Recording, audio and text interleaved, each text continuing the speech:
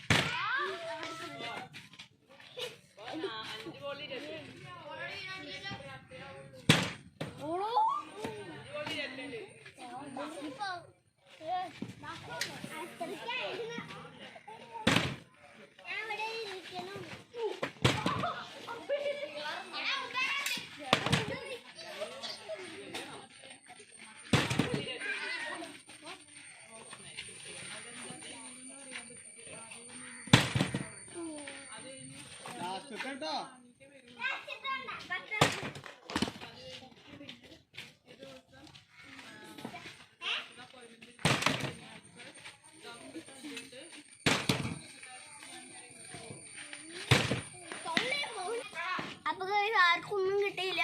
അപ്പോൾ നമുക്ക് അടുത്തൊരു വീഡിയോ ആയിട്ട് കാണാം. ബൈ.